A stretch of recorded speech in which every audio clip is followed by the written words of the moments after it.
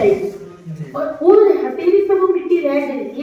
ये उसका प्रमाण है कि हमारी मिट्टी जीवित है। उसमें कुछ ऐसा है जिसने हमारी हथेली पे उस मिट्टी को चिपकाए रखा या थोड़ी देर तक आपको सर्वाइव करा। और वही होते हैं सूक्ष्म जीवाणु जो हमें आंखों से तो नहीं दिखते, उसके लिए किसी अलग तरह की आंखें नहीं होती देखने के लिए। तो उस चीज को बोलते हैं कि मिट्टी में सूक्ष्म जीव है और यही सूक्ष्म जीवों का जो घर है उसे ही बोला जाता है मिट्टी। लिखा है कि आत्मा के अनंत जीवन, और ये आत्मा किसमें है? मिट्टी के अंदर जो छोटे छोटे जीवाणु ना उन्हीं का होता है। ये मिट्टी ही है जिसमें आपकी पौधे का बीज डालते हैं और उस बीज से आपका पौधा बनता है। और इसी मिट्टी में जितने भी पोषक तत्व होते हैं वही आप पौधे को देते हैं। आपने देखा होगा कि हम लोग पोषक तत्व पहले यूरिया, डाई और एमओपी मिट्टी में डालते हैं ताकि पहले मिट्टी में उस बीज को पोषक तत्व मिले और सीधा फिर उसको बाद वो पोषक तत्व धीरे धीरे लेके पौधा बड़ा हो जाए। ऐसा नहीं है कि हम लोग बीज डाल दिया और उसके बाद पौधा बड़ा होगा फिर हम लोग नाइट्रोजन यूरिया स्प्रे करेंगे। थोड़ा बहुत खाना हम लोग मिट्टी में बीज के साथ डालते हैं ना, इसका मतलब वो उससे हमारे बीज का पेट भरेगा और उससे हमारे फाइनली पौधे का निर्माण होगा। तो मिट्टी में पोषक तत्व होते ही होते हैं, बट हम अलग से पोषक तत्व डालते हैं क्योंकि हमारी मिट्टी में हम लोग कब से खेती कर रहे हैं। और तो अब तो जो बीज डालते हैं वो हाइब्रिड होता है, तो उनको क्या है ना, खाना देसी बीज के बदले में ज्यादा चाहिए, क्योंकि आपको बाहर से पोषक तत्वों की जरूरत पड़ती है। अब यहाँ पे आपने देखा होगा कि मिट्टी उपजाऊ मिट्टी है। हम लोग कहते हैं कि कुछ मिट्टी तो बहुत ज्यादा अच्छी उपजाऊ होती है। आराम से बैठ जाओ ना, बाहर चले जाओ, आराम से बैठ जाओ।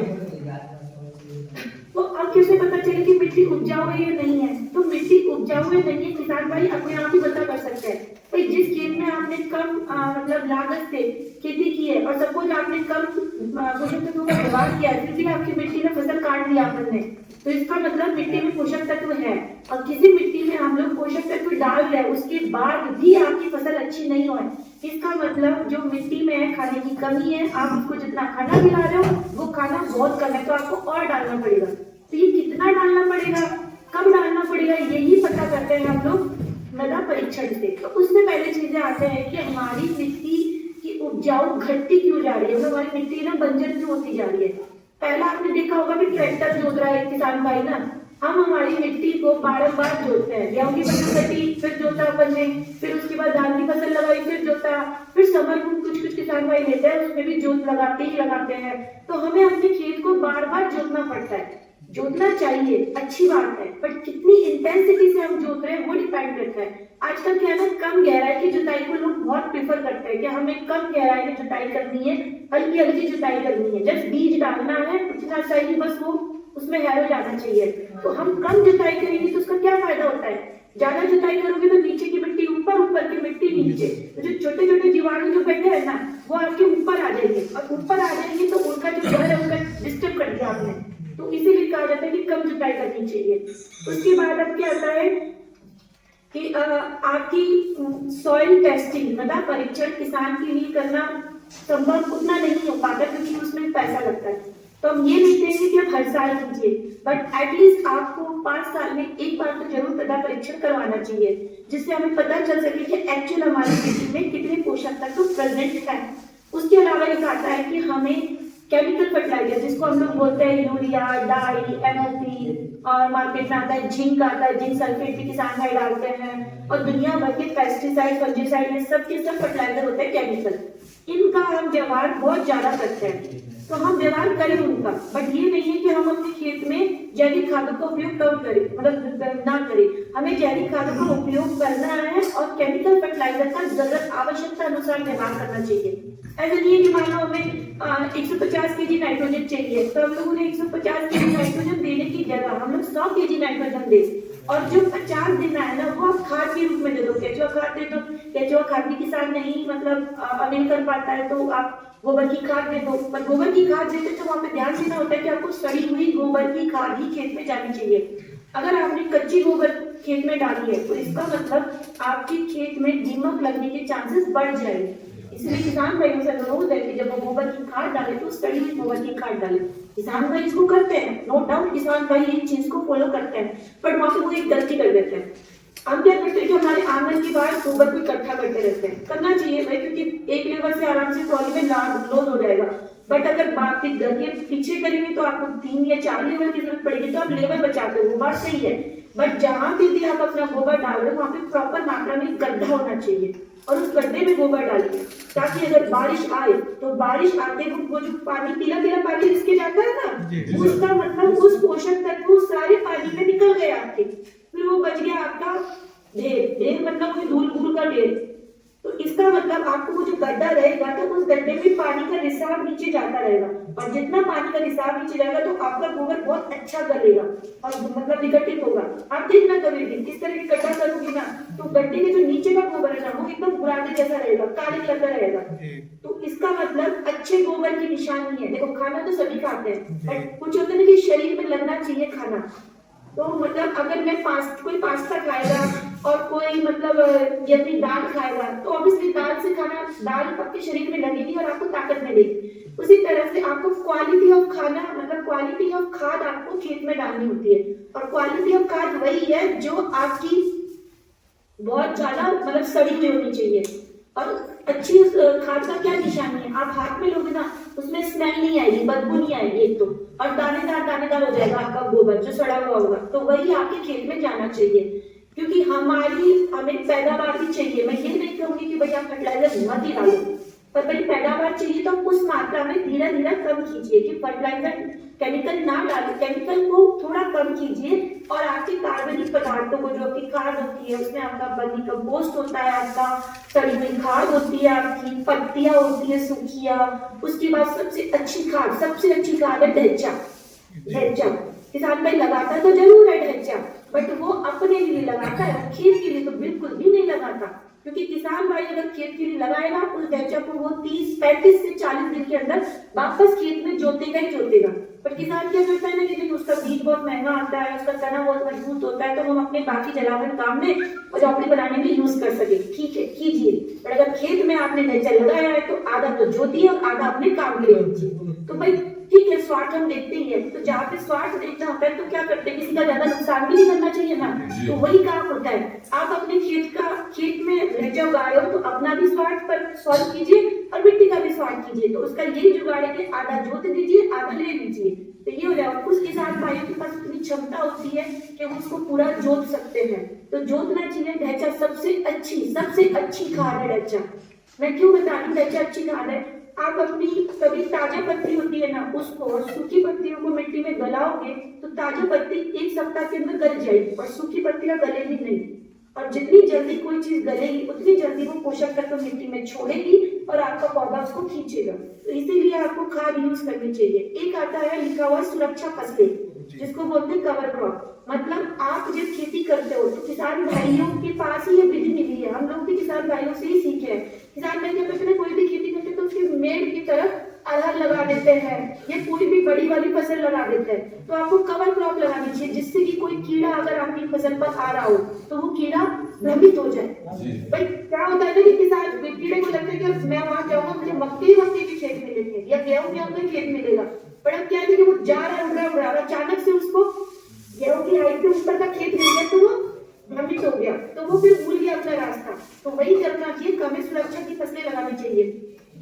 एक होता है कि फसल चक्र करना चाहिए, किसान भाई फसल चक्र करते ही करते हैं, बट वहां पे फंस जाते हैं धान और गेहूं का किसान। भाई धान के बाद गेहूं, गेहूं के बाद धान, भाई टाइम ही नहीं मिलता।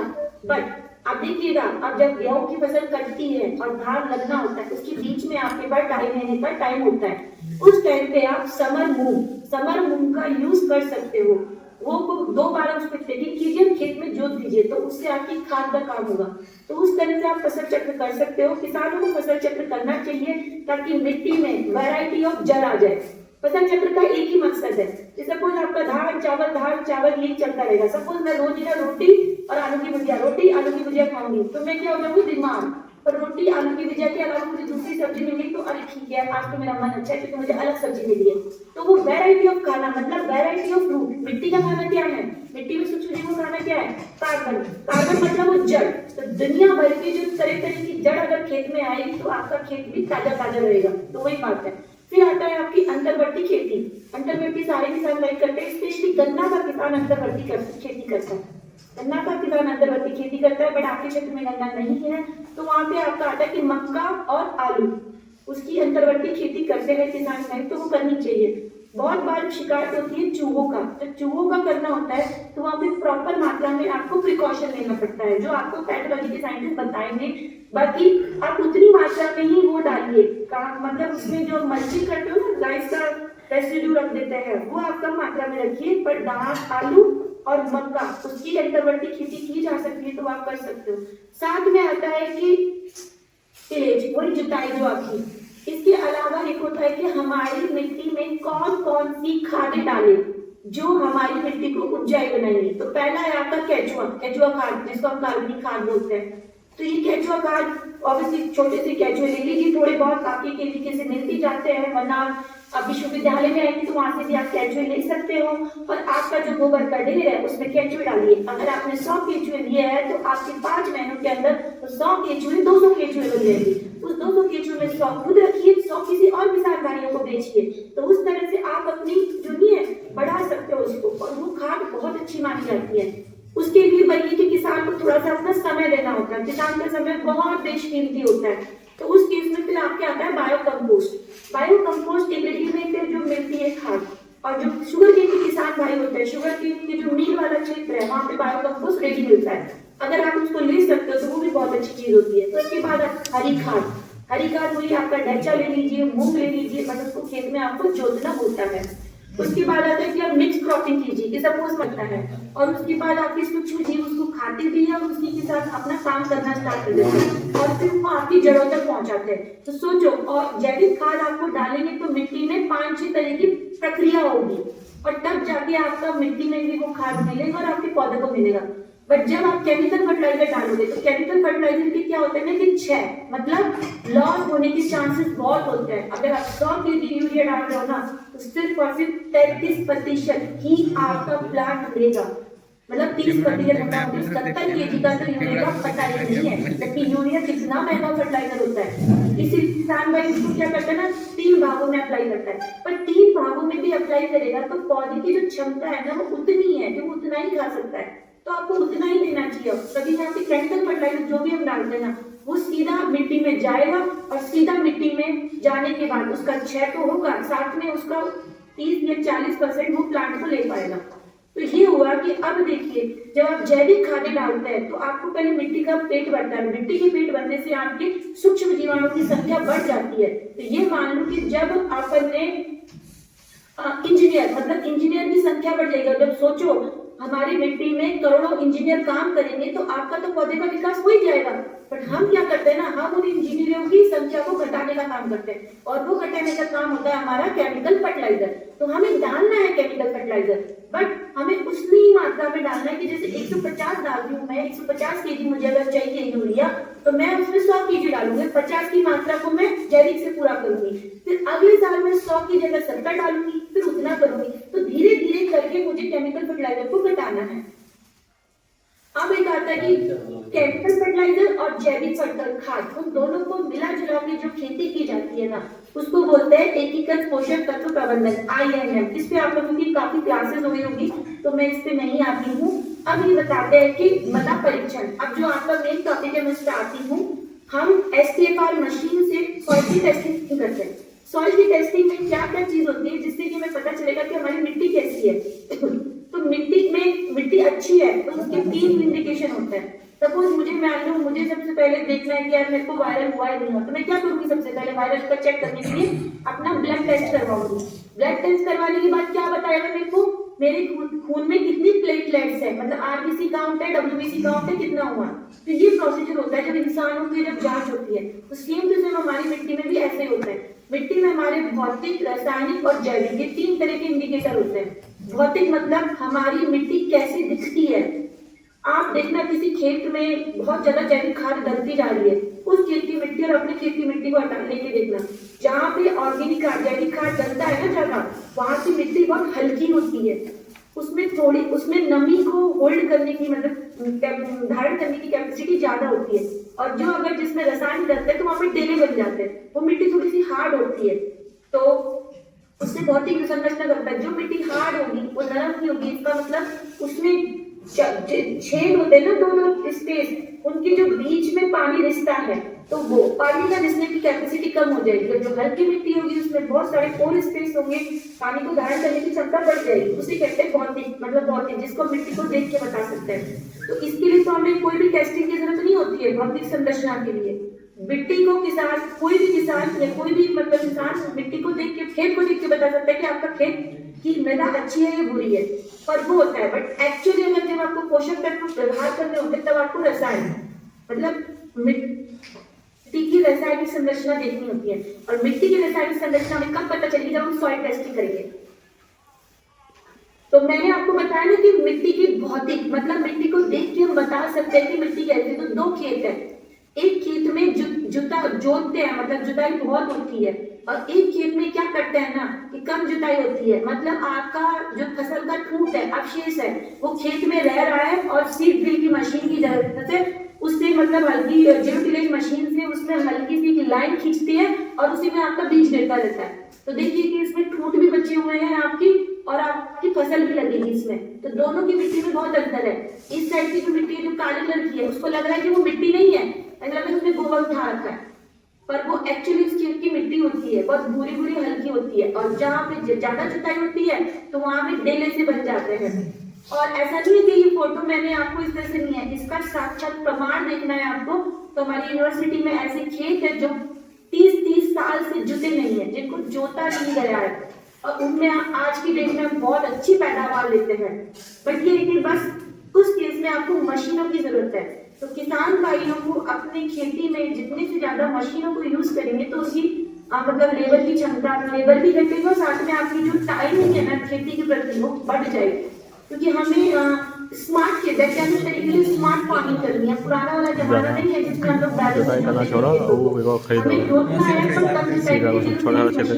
इसकी वजह से आपकी, क्योंकि अगर फूट रहेंगे खेत में तो किसान भाई नहीं जोत पाएगा, उसको कैसे ना कैसे कट्टे चलाने होगा। तो ऐसी मशीनें अगर आ जाती है जो किसान भाई से बिना मतलब फूट खड़ा है और आप अपने खेत में गेहूं की सोइंग कर दो। अब आ गया है आपका मेन टॉपिक, जो आपको टॉपिक दिया है मुझे आपको समझाने के लिए। वो एक मशीन है, एक मशीन रखी हुई है, एक नीले रंग की मशीन है जिसपे काला कलर का पट्टा है। जब मशीन में चलाओगे तो पट्टा हिलेगा, ऐसे हिलेगा, इसको बोलते हैं शेकर। उसके बगल में फिर आपके रखा हुआ है कि बड़ा सा किट है जिसमें नीले कलर की रोशनी नहीं दिखाई दे रही है, वहां पे आपकी रीडिंग लेगा, और वहां पे बटन है जिससे आपको बटन दबाने होंगे। साथ में आप छोटी छोटी बोतल देख रहे होंगे, उन बोतलों में आपका केमिकल भरा हुआ है, इंडिकेटर भरे हुए हैं, मतलब कि किसी में किसी को जब मिलाओगे तो उसका कलर चेंज हो जाएगा। जब कोई चीज को, जब किसी पानी में, सफेद चीज में और किसी चीज को मिलाया जाता है और जब पानी का कलर चेंज हो जाता है तो उसको बोलते हैं इंडिकेटर। तो ये डिफरेंट टाइप के, तो ये टोटल मशीन का सेटअप है, उसको बोलते हैं STFR, मतलब परीक्षण आधारित उर्वरक सिफारिश। ये STFR इसलिए लाया जाता है कि किसान भाई के लिए बहुत मुश्किल होता है कि वो लेबोरेटरी में जाए। कुछ किसान भाई बेचारे परेशान होकर गए भी, बट उन्हें विश्वास नहीं होता कि जो रिपोर्ट कार्ड उनको मिल रहा है क्या वाकई में वो ठीक है या नहीं है। और आपको पता है कि जब एक बार किसी का विश्वास डगमगा जाता है तो फिर वो दोबारा नहीं होता। तो ज्यादातर किसान भाइयों को मृदा परीक्षण पे विश्वास नहीं होता, क्योंकि या तो वो एक अच्छी लेबोरेटरी पे नहीं करवा पाते या वो बेचारे जा ही नहीं पाते ताकि उनको एक अच्छे से रिपोर्ट कार्ड मिल सके। तो बहुत बार होता है। तो इस तरह की छोटी किट का निर्माण किया गया था कि इस किट के निर्माण से अगर कोई युवा किसान भाई होगा तो वो इस किट को चलाना सीख सकते हैं और फिर वो इसी से अपने मृदा परीक्षण को खुद ही कर सकते हैं। जिससे कि जब किसान का बेटा है या कोई भी युवा किसान भाई अगर खुद परीक्षण करेगा तो उस विश्वास जल्दी आएगा, क्योंकि उसने अपने हाथों से किया, अपने आंखों से देखा है। तो ये मशीन बहुत सोफिस्टिकेट, मतलब बहुत ही कम मतलब उसमें होता है, इसमें ज्यादा टाइम नहीं होता। इन इंडिकेटर को आपको मिट्टी से मिलाया जाता है और फिर इसको रखा जाता है और मिट्टी में क्या पोषक तत्व है उसका वो रीडिंग दे देता है, डिस्प्ले हो जाता है। अब यहाँ पे ये तो बात हो गई। अब हाँ, मुझे जहाँ तक पता है कि आप सबको पता है कि मृदा का नमूना कैसे लेते हैं, पता है या नहीं पता है आपको? जी मालूम है मैम। जी चलिए, बहुत अच्छी बात है कि आप सबको पता है। तो मिट्टी के जांच से पहले ये जरूरी है कि आपका मिट्टी का नमूना एकदम सही होना चाहिए। अगर कोई किसान 5 साल में एक बार करा रहा है तो ये ध्यान रखिएगा कि किसान भाइयों को रबी की फसल कटेगी उसके बाद मृदा का नमूना लेना है। रबी की फसल मतलब आपकी गेहूं की फसल कट चुकी है और उसके बाद आप लीजिए, क्योंकि जब आपकी गेहूं की फसल कटती है तब आपका टेम्परेचर पहुंच जाता है 32-35 डिग्री टेम्परेचर, मतलब अपना मार्च अप्रैल के महीने में आपका टेम्परेचर ठीक ठाक होता है 30 से ऊपर। उस टाइम पे आप मिट्टी का नमूना लीजिए तो आपको एक्यूरेट पता चलेगा कि मिट्टी में क्या क्या है, क्या क्या पोषक तत्व है। क्योंकि अगर आपने धान कटने के बाद लिया है तब वहां पे कुछ गड़बड़ हो सकती है, क्योंकि उस टाइम पे आपका जो टेम्परेचर है वो कम होता है और उस कम टेम्परेचर में आपके जो छोटे छोटे जीव है ना, मिट्टी के जो इंजीनियर है, वो फुर्ती नहीं दिखाते, तो वो एकदम सुसुप्त अवस्था में बैठ जाते हैं। तो उस तरह से मिट्टी में जो पोषक तत्वों का जो व्यवहार या संचरण हो रहा है उसका एग्जैक्टली पता नहीं चल पाता। इसलिए बेस्ट टाइम होता है आपको खरीफ की रबी की फसल कटेगी मार्च अप्रैल का जो महीना होता है, उस टाइम पे आप अपनी मिट्टी के नमूने को भेजिए। ये तो बहुत इंपॉर्टेंट चीज होती है। तो ये जो मशीन है इसको बेसिकली किसानों की आय को सुधारने के लिए इसमें लिखा गया है। ऑब्वियसली किसानों की आय तब सुधरेगी जब किसानों को खेती में फायदा होगा। खेती में फायदा तब होगा जब उसका उत्पादन अच्छा होगा। उत्पादन कब अच्छा होगा? जब पौधा अच्छा होगा। पौधा अच्छा होगा जब मिट्टी बहुत अच्छी होगी। तो बेसिकली इसका पर्पज है कि आपकी मिट्टी के स्वास्थ्य को बढ़ाना है। अब इसमें क्या क्या चीजों की जांच होती है, तो इस चीज के बारे में भी आपको सब बता दिया होगा कि हमारी मिट्टी में पोषक तत्व होते कितने हैं, उसमें भी सबसे इंपॉर्टेंट मुख्य पोषक तत्व कितने होते हैं, मुख्य के बाद में छोटी मात्रा वाले सूक्ष्म पोषक तत्व कितने होते हैं, तो ये सब है। तो इसमें नाइट्रोजन, फास्फोरस, पोटाश, इस सब का पता चलेगा, क्योंकि हम हमारी खेती में ये तीन चीज को तो करते ही करते हैं। यूरिया तो देना ही देना है। अगर किसान भाई स्टार्टिंग में खेत जोतते वक्त यूरिया नहीं दे पाता तो वो डीएपी तो देना ही देना है। अब डीएपी और पोटाश इसके साथ समझौता बिल्कुल भी नहीं किया जा सकता। आपको अपने खेत में बीज गिराना है और बीज गिराने के टाइम पे खाद डालना है, तो आपको यूरिया नहीं मिलेगा तो भी चल जाएगा। भाई डीएपी और पोटाश डालना बहुत ही जरूरी है। क्यों जरूरी है? क्योंकि जब आपने छोटा बीज खेत में डालते हो ना, बहुत छोटा बीज खेत में डलता है, और सोचो इतने अथाह मिट्टी के भंडार में छोटी सी झील नीचे मिट्टी में जा रही है, उसको वहां पे सर्वाइव भी करना है, और सर्वाइव करने के बाद जड़ को नीचे निकालना है और प्लांट को ऊपर निकालना है। तो ये काम होता है। आप सब ये बीज है, बीज को आपने मिट्टी में डाल दिया। अभी छोटा सा बीज मिट्टी में दुनिया भर के रोगाणु वगैरह बैठे होते हैं, वो बीज कैसे सर्वाइव करेगा?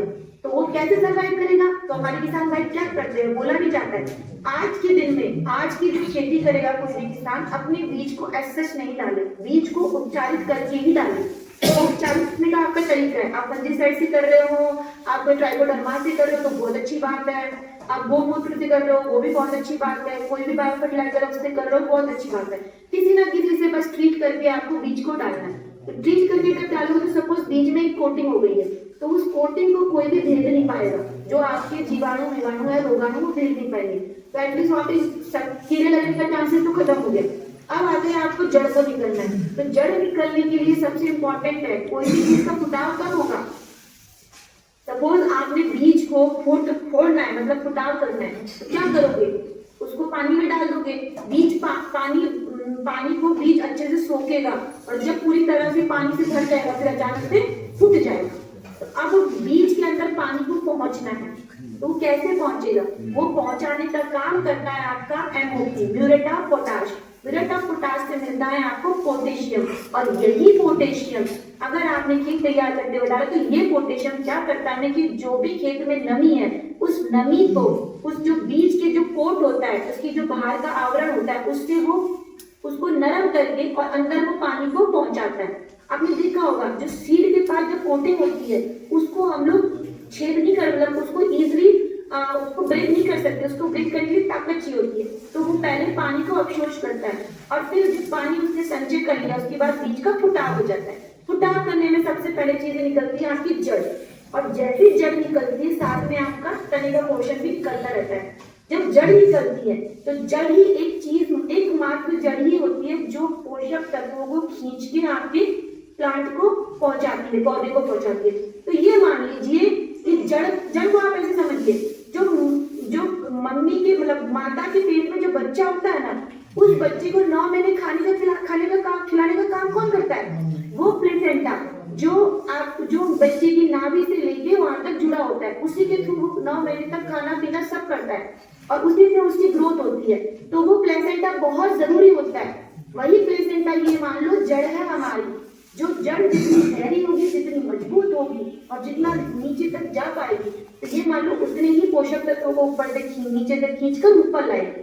तो जड़ तंत्र का निर्माण करने के लिए आपको एनर्जी, ऊर्जा की जरूरत होती है, और यही ऊर्जा देने का काम करता है आपका फास्फोरस।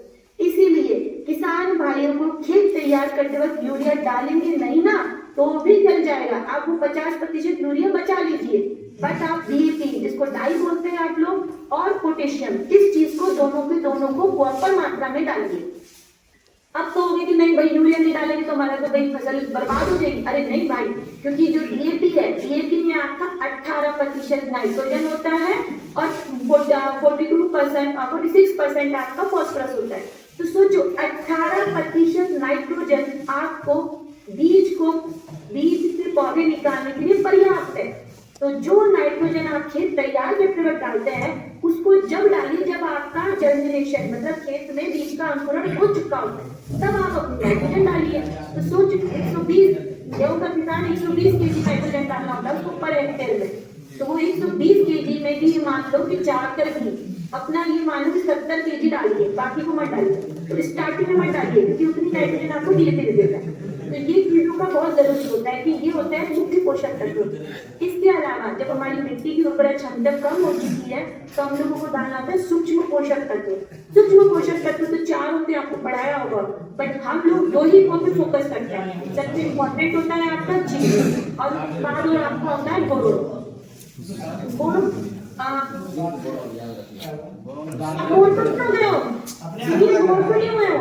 नहीं मैम, नहीं, पीछे का हल्ला शांत करवा रहे हैं।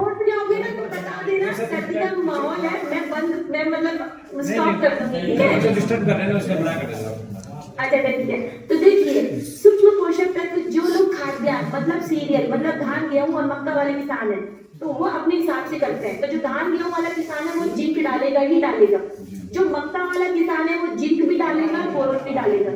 अब उसके बाद आता है बीच में कौन कौन डालेगा, जो सब्जी वाला किसान है। अब आते हैं सब्जी वाले किसान पे। सब्जी वाला किसान जिंक तो डालेगा, साथ में बोरोन डालेगा। बोरोन उसको डालना है, अगर नहीं डाल रहा है तो उसको डालना है। अब क्यों डालना है, क्या करता है बोरोन, आपको बताया भी होगा बोरोन क्या करता है। मैं एक छोटी भाषा में समझाता हूँ आपको बोरोन क्या करता है। आपने देखा होगा कभी भी सब्जी वगैरह लगती है तो पहले फूल आता है, ये फूल आ गया अपना। अब इस फूल में क्या होता है कि परागण होता है, कोई भी आपकी हनी भी है कुछ आती है तो वो परागण करती है, फिर फूल आपका सिकुड़ जाता है और सिकुड़ने के बाद फिर आपका फल का निर्माण होता है या उसमें बीज का निर्माण होता है, फली का निर्माण होता है, फिर उसके बाद होता है। तो वो फूल बनके सिकुड़ता है और वो परागण होता है। तो जब वो सिकुड़ता है ना तो ये फूल में परागण हुआ और वो सिकुड़ हुआ, तो ये परागण के ये जो परागण हुआ और यहाँ पे आपका बीज का निर्माण होता है, तो वो सिकुड़ के यहाँ पे आता है। तो इस चीज को सेट करने का मतलब इस पूरी प्रक्रिया का करता धरता होता है आपका बोरोन। बोरोन का काम क्या है कि बीज के निर्माण की प्रक्रिया को बढ़ावा देना। मोटा मोटी बताऊं कि पोलर ट्यूब क्या होता है कि वो जो हनी पोलन को गिरा देती है फूल पर और फिर वो पोलन ट्यूब के माध्यम से आके फिर यहाँ पे आपका फल का निर्माण या बीज का निर्माण होता है। तो वो पोलन ट्यूब का निर्माण ही आपका बोरोन करता है। आपने देखा होगा कि कभी कभी हमारी माता बहनों को भी बच्चे नहीं लग पाते, कभी कभी बहुत ज्यादा प्रॉब्लम हो जाती है, तो वहाँ पे फिर हमें जो भी टैबलेट की कंपोजिशन में बोरोन भी हो जाता है। और कहीं कहीं बोला जाता है कि जहाँ पे पानी में बोरोन की कमी बहुत ज्यादा होती है तो वहाँ पे केसेस जाने जाते हैं, देखे जाते हैं। तो उसी तरह से हमारे वहाँ पे हमारी पोलन ट्यूब मतलब वहाँ पे फैलोपियन ट्यूब का काम होता है। सेम टू सेम वही काम हमारे खेतों में होता है, फल में पोलन ट्यूब का निर्माण करते हैं, वही काम आपका बोरोन करेगा। सपोज मान लो कि मिट्टी में बोरोन है ही नहीं है तो कितना सेटिंग होगी आपकी फल की और बीज की सेटिंग कितनी होगी, तो उसके हिसाब से आपको उसके साथ में आपको बोरोन डालना चाहिए। बोरोन कितना डालना चाहिए, तो जैसे कि आपको मृदा की टेस्टिंग करवानी पड़ेगी और मृदा की टेस्टिंग नहीं करवाने तो मोटा मोटी हमारी मिट्टी में आप लोगों को 5 kg पर हेक्टेयर बोरेक्स का एप्लीकेशन करना चाहिए। अगर जहाँ से ज्यादा फल का निर्माण नहीं हो रहा है, सब्जियां निर्माण नहीं हो पा रही है, हमारे फूल बंद हो रहा है पर हमारा फिर फल नहीं लग पा रहा, उस केस में आप 5 से 10 kg जा सकते हो। देखो लीची वाला किसान जब छोटी छोटी लीची नहीं आ जाती अपनी हरी हरी कलर की, तब एक स्प्रे होता है, वो स्प्रे होता है बोरेक्स का स्प्रे, उसमें बोरोन का कंटेंट होता है। वो इसलिए कहा जाता है कि अगर आपने वो स्प्रे नहीं किया तो आपकी जो लीची है उसमें क्रैकिंग हो जाएगी, उसको बोलते हैं फ्रूट क्रैकिंग। फ्रूट क्रैकिंग एक प्रोमिनेंट सिम्टम होता है आपका, जिससे पता चल सकता है कि हमारी सब्जी हमारे जो भी बोरोन की कमी है। आपने देखा होगा कि गोभी का जो किसान है तो गोभी में आता तो है पर बीच में वो पूरा काला काला हो जाता है, एकदम सड़ने वाली बदबू हो जाती है ना। तो वो भी प्रोमिनेंट एक सिम्टम है कि हमारी सॉइल में बोरोन की कमी है, तो आपको बोरोन का एप्लीकेशन करना चाहिए। अब ऐसे केस में जब प्रोमिनेंट दिखता है कि पूरा सड़ रहा है, गल रहा है, तो वहां पे आपको फोलियर स्प्रे नहीं करना चाहिए, मिट्टी में डालना चाहिए। ठीक है, ये तो हो गया आपका ये। अब इसमें आता है सल्फर। सल्फर हम लोग धान गेहूं किसान भाई नहीं देता है, पर जो सरसों लगाता है, तेल वाली फसलें लगाता है, वो किसान सल्फर देता है। तो सल्फर देने के दो तरीके हैं, आइदर वो डीएपी डाई को ना देके एसएसपी दे, सिंगल सुपर फॉस्फेट दे, तो उससे उसको सल्फर भी मिलेगा और उसको बोरोन भी मिलेगा, बट उसमें नाइट्रोजन नहीं होता है, तो उस केस में उसको अलग से नाइट्रोजन देना पड़ेगा, मतलब यूरिया देना पड़ेगा। और अगर किसान भाई डीएपी देना चाहता है कि नहीं मेरे को डीएपी ही देना है, एसएसपी नहीं देना, तो उस केस में किसान भाइयों को अलग से सल्फर का उपयोग करना चाहिए। मार्केट में सल्फर क्या आता है, मार्केट में एक इतना बड़ा एक किट का पैकेट आता है येलो कलर का, उसको बोलते हैं बेंटोनाइट सल्फर। बेंटोनाइट सल्फर आता है अरहर की दाल ना अपनी मसूर की दाल होती है ना, उसके दाने जैसा होता है, उसको अगर आप 7 दिन पानी में भी गला दोगे ना तो भी वो दाना नहीं गलेगा। तो अब क्या है ना कि उसका ही फॉर्म आ गया है पाउडर में। तो बेंटोनाइट 2 फॉर्म में आता है, एक आपका दाने वाला एक आता है और एक आपका पाउडर वाला आता है। अगर जो किसान भाई मक्का की खेती करते हैं, मक्का की खेती है मतलब मक्का वाले किसान भाई को सल्फर डालना है तो वो दाने वाला डाले, पाउडर वाला ना डाले। पर जैसे कि सरसों वाला जो किसान है, सरसों वाले जो किसान है उसको पाउडर वाला बेंटोनाइट सल्फर डालना चाहिए।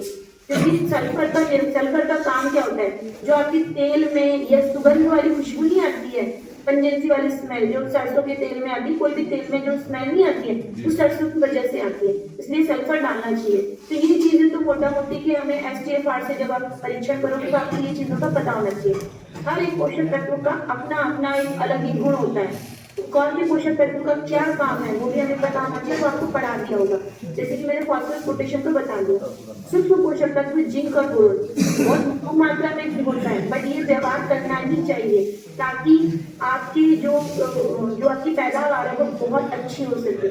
क्योंकि आपको पता है कि जिंक और आयरन, अब आप आता है आयरन उन्हीं खेतों में पाया जाएगी की कमी जो खेतें बंजर हो चुकी है, उसर भूमि उसे कहते हैं। देखो आपने कहीं देखा होगा कि पूरा खेत एकदम सही है, पर उस खेत में कहीं कहीं आपको सफेद सफेद कलर का जैसे वही नमक जैसा दिखाई देगा, क्या सफेद सफेद कलर का चूना चूना जैसा आ गया।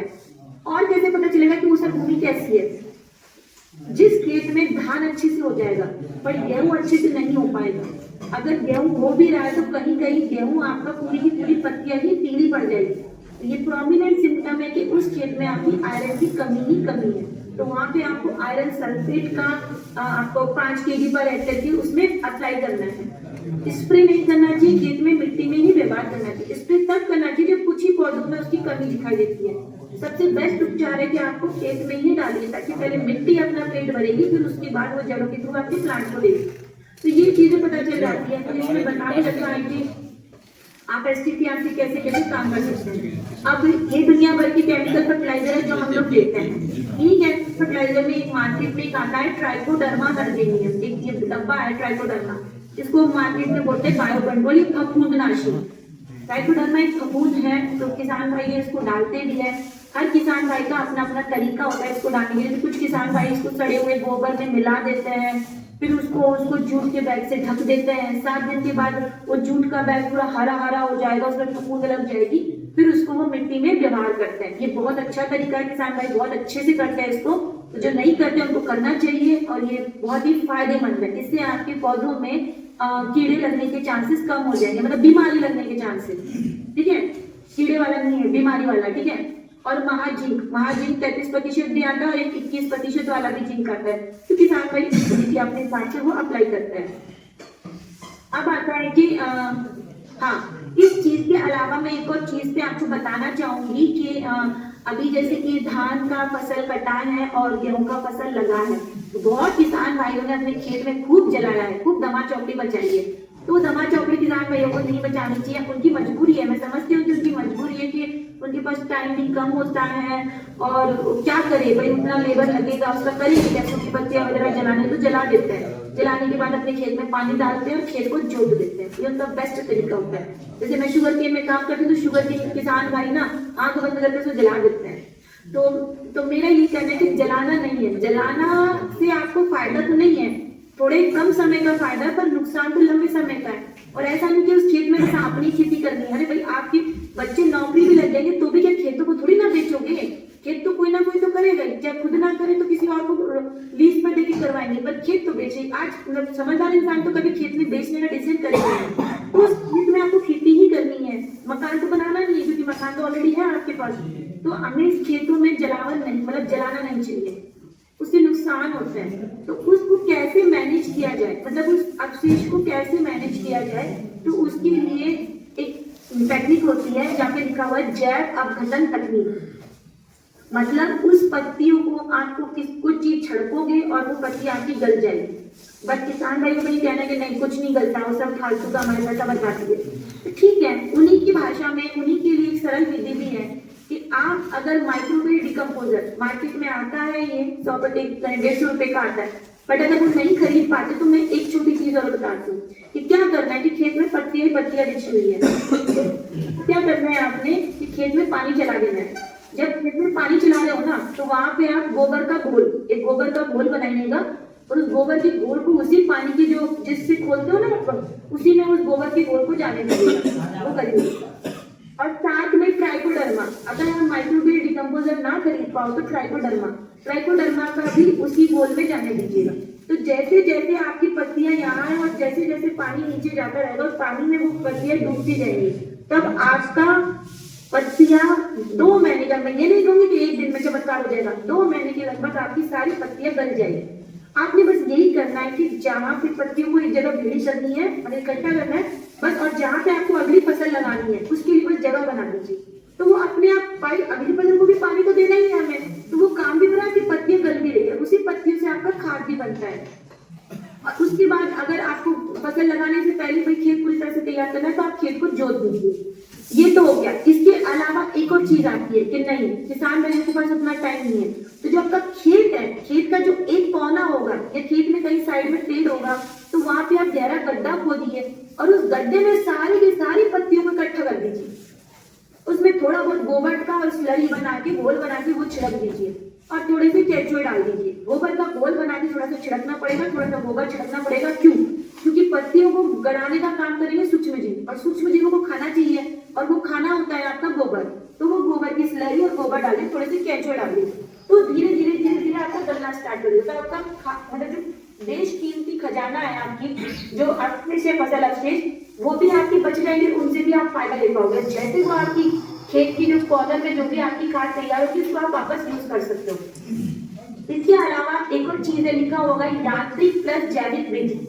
यांत्रिक मतलब आजकल मार्केट में बहुत ज्यादा मशीन आ चुकी है, जिसको हम लोग बोलते हैं ट्रैश मल्चर के नाम से मशीन आती है, जो खेत में चलेगी और आपके वो जो भूसे का बंडल बना देगी। उस बंडल को कुछ किसान भाई तो अपना जलावन के लिए यूज कर लेते हैं, कुछ किसान भाई मवेशियों के खाने के लिए यूज कर लेते हैं, और कुछ बंडल आपकी जो एथेनॉल की फैक्ट्री खुली है आपके बक्सर में है और आपकी शायद पूर्णिया गंडिया साइड के बैग में फैक्ट्रियां खुली है, तो वो अवशेष को खरीदती है और उससे बायोएथेनॉल बनता है।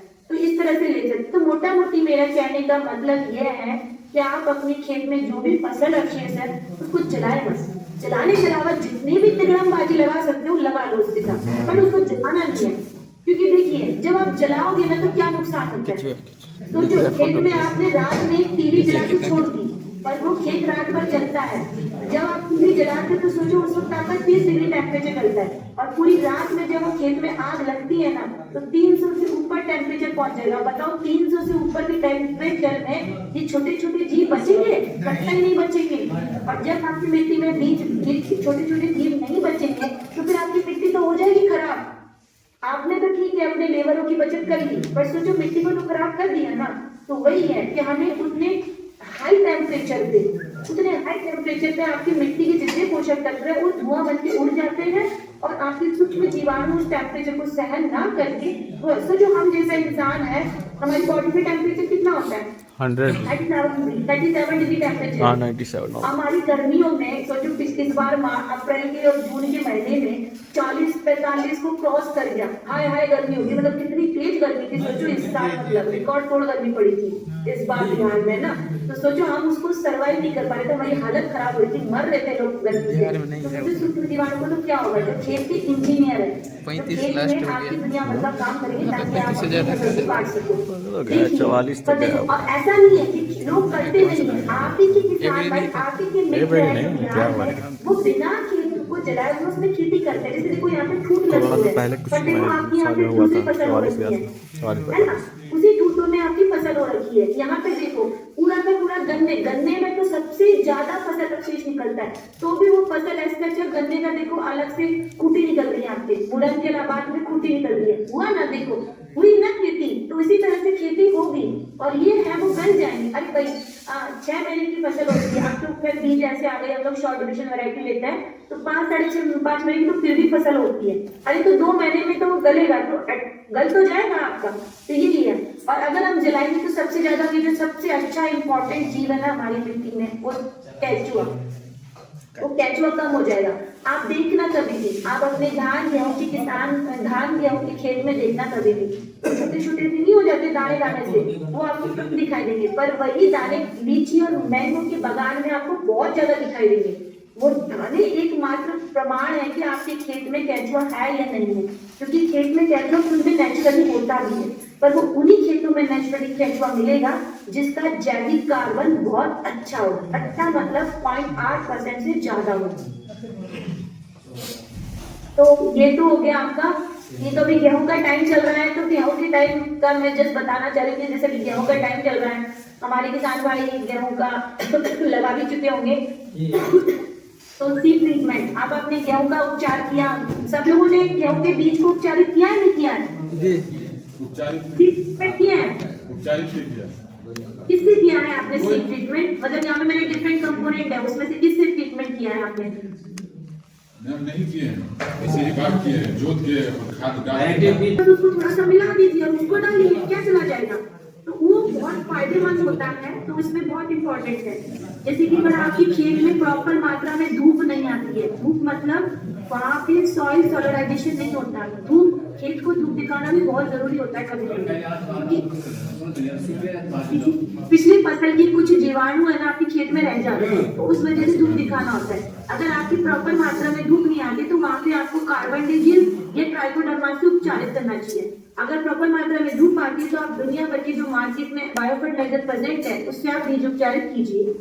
इसके अलावा जैसे कि आपका जो भी है कि हमारी टाइम पे सोइंग, गेहूं के साथ तो सबसे इम्पोर्टेंट है कि आपको टाइमली सोइंग करनी चाहिए। बट जैसे कि आपका जो इलाका है उसमें पानी थोड़ा सा वाटर लॉगिंग एरिया है ना आपका, जी, तो आपकी केस में थोड़ी सी मजबूरी हो जाती है आप लोगों की, तो आप लोगों की थोड़ा सा ये प्रॉब्लम हो जाती है कि आप लोग 15 नवंबर तक सोइंग कर 10 दिसंबर तक करते हो ना, चल ही रही है 15 दिसंबर। हाँ, तो देखो जबकि आइडियल टाइम है आपका 15 नवंबर से 25 नवंबर या 20 नवंबर तक आपका गेहूं लग जाना चाहिए। बट आप लोग फिर उस केस में शॉर्ट ड्यूरेशन वैरायटी यूज करते हो, जो कम अवधि वाली गेहूं की वैरायटी है ना वो लगानी चाहिए। तो ये ध्यान रखिएगा, जब आप अगर दिसंबर में कर रहे हो तो उस हिसाब से वैरायटी का चयन कीजिए। उसके बाद फिर ये आपकी जो सिंचाई हो जाती है, तो सिंचाई हमेशा 2 सिंचाई तो आपको टाइमली देनी होती है और उसके बाद आपको आवश्यकता अनुसार सिंचाई करनी होती है। तो जैसे कि अब ये हो जाता है कि अभी टेम्परेचर डाउन होगा, जब टेम्परेचर डाउन होगा तो आपकी जो पत्तियां हैं वो थोड़ी सी बैंगनी कलर की और येलो कलर की होने लग जाएगी गेहूं की पत्तियां। तो फिर हमें लगता है कि किसी चीज की कमी हो गई है, तो उस चीज में क्या होता है कि थोड़ा सा फास्फोरस का व्यवहार कर दोगे तो उससे क्यों येलो और क्यों बैंगनी हो जाती है पत्तियां। अभी देखना रबी मक्का जहाँ लगाना वहां पे आप देखोगे कि उसकी पत्तियों के किनारे बैंगनी कलर के हो जाएंगे। वो बैंगनी कलर के इसलिए हो जाती है कि वहाँ पे फास्फोरस की कमी हो जाती है। फास्फोरस की कमी नहीं होगी, एक्चुअली फास्फोरस मिट्टी में है, पर क्या है कि इतना कम टेम्परेचर चला जाता है ना 20 से नीचे, तो जड़ अपना विकास करना बंद कर देती है। तो उस केस में क्या करोगे, क्या थोड़ा सा पानी चला दोगे, फास्फोरस का स्प्रे कर दो, फास्फोरस डाल दोगे उसमें डीएपी का घोल बना के, तो क्या होगा कि पानी के थ्रू वो जो फास्फोरस आपकी जड़ के पास जाएगा और उसके बाद वो जड़ वापस उस फास्फोरस को लेगी। और कभी देखोगे कि मान लो खेत में ऊपर तो ठंडा है पर उस पानी में आपको गर्म लगेगा, वो पानी गर्म लगेगा ना आपको, जी ना, बताइए। पानी गर्म होगा, देखना पानी वो गर्म लगेगा ऊपर के टेम्परेचर से, तो उस गर्माहट से आपकी जो जड़ है वो अपना सांस में विकास करना फिर से स्टार्ट कर देगी। तो वहाँ पे आपको हल्का सा पानी लगाना होता है। और ऊपर से जिंक की कमी के लक्षण आए। जिंक की कमी के लक्षण कैसे होते हैं आपको बताया गया होगा। जिंक की कमी के लक्षण हमेशा नई पत्ती में दिखाई देंगे, पुरानी पत्ती में नहीं दिखाई देंगे। नई पत्तियों में क्या होगा कि पत्तियों में एक होता है आपकी पत्ती में मध्य शिरा, मतलब बीच में एक जाता है, फिर उसमें अंतर शिरा निकलती है। पर गेहूं की पत्ती में आपकी अंतर शिरा नहीं होती, सीधा लंबी लंबी होती है गेहूं की पत्तियां। तो उस केस में क्या होगा कि पत्तियों के बीच में भूरे भूरे कलर के धब्बे दिखाई देने लग जाएंगे। जैसे पत्तियों के बीच में भूरे भूरे कलर के धब्बे दिखाई देते, तो समझ जाओ कि जिंक की कमी है और वहां पे आपको जिंक का स्प्रे करना है। अब आ जाता है कि खरपतवार नियंत्रण। तो ऑब्वियसली गेहूं के खेत में तो भाई भीड़ तो आनी है और आपको भीड़ का नियंत्रण मतलब खरपतवार का नियंत्रण करना ही करना है। तो दुनिया भर के रासायनिक विडिसाइड है, आप उसका यूज कर दीजिए और अपनी जितनी भी आपकी खरपतवार है उनको नियंत्रण कीजिए। तो ये तो हो जाएगा, ये है। तो ये थोड़ा सा अपनी गेहूं का टाइम था इसलिए मैंने बता दिया। अब एक हो जाता है कि बताया भी होगा आपको INM, समेकित पोषक तत्व प्रबंधन। हर किसान भाई करता है, हर किसान भाई कहता है कि मैं गोबर की खाद डालता हूँ, हर किसान भाई कहता है कि मैं डालता हूँ। पर क्या है कि क्या वो खाद सही मात्रा में जा रहा है, क्या वो खाद जब पौधे को चाहिए तब जा रहा है, वही मैटर करता है। तो दाल से तो सभी खाना है, खाते तो सभी खाना है, पर कब खाना चाहिए, कैसे खाना चाहिए, वही देखना है। तो यही चीजों का देखना है कि हमें केमिकल फर्टिलाइजर सिर्फ और सिर्फ जरूरत के अकॉर्डिंग डालना चाहिए। जो जैविक खाद है वो आप जितनी क्षमता है उतनी डालिए और बायो फर्टिलाइजर डालिए तो ज्यादा सही रहेगा।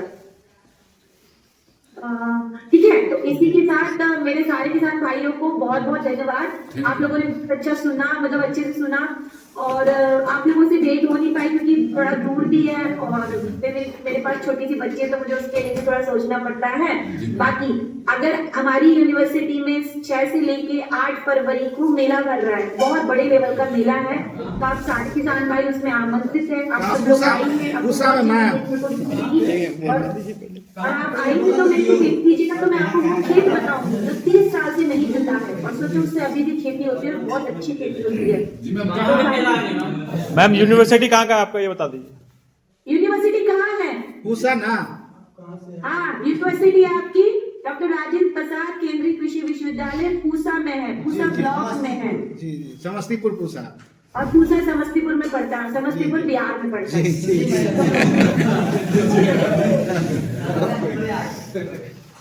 ठीक है, तो आप किसान भाई अपने केवी का जो भी